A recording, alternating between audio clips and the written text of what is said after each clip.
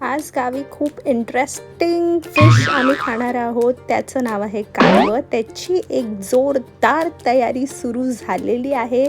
बाबा एकदम मस्तपणे कालवं स्प्रेड करत आहेत, कारण आता त्याला आग लावायची आहे. आणि कालवं काय आहे त्याच्याबद्दल पप्पा सांगतील. प्रकार असा आहे की ही आपल्या खाडीमध्ये मिळणारी कालवं हा प्रकार हा एक दगडामध्ये मांस असतं आणि ते मांस आपण एक दगड खाडीतून एका टोपलीमधून आणतो आणि नंतर मग ते काय करतो आपण आणतो त्यावरती आपण पातेला ठेवून त्याला अग्नी देतो आणि थोडेसे ते गरम झाले की भाजले की मग त्याच्यातला तो गर आहे तो आतमध्ये म्हणजे जो कालवा प्रकार आहे तो आतमध्ये जरा नाजूक होतो आणि ती दगडातील जी कालवा आहे ती जरा थोडीशी ही होतात सॉफ्ट होतात.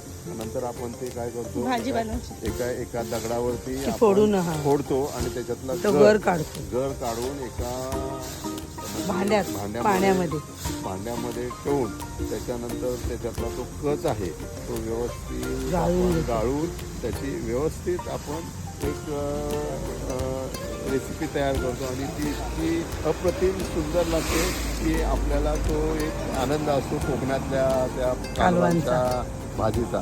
हा प्रकार आहे आणि दुर्मिळ आहे आणि दुर्मिळ आहे. मुंबईमध्ये कधीतरी लोकांना विकायला मिळते, पण हे नैसर्गिकरित्या ओरिजिनल आपण आणून ते करतो आहोत आणि त्या आनंदाने आपण कालवा आणणारे व्यक्ती आमच्या आणि आम्हाला आनंद देतो गावी आलं. तुम्हाला जर पाहिजे कॉन्टॅक्ट उमेश.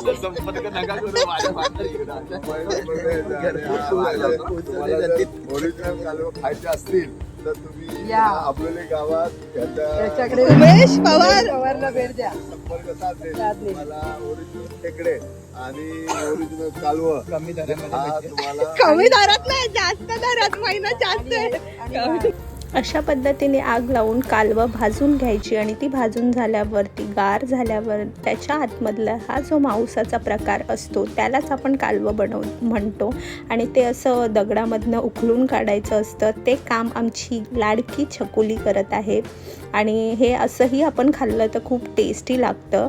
सो फायनली एवढं सगळं काम करून झाल्यानंतर हे असे कालवं पाण्यामधनं साफ करून घोळून काढून आणि मग भरपूर प्रोसिजर केल्यानंतर ते प्लेटमध्ये येतं. आणि आज प्लेटमध्ये कालवं आणि खेकडे दोन्हीही आम्ही सगळ्यांनी एन्जॉय केलं. सो गावी आम्ही खूप मजा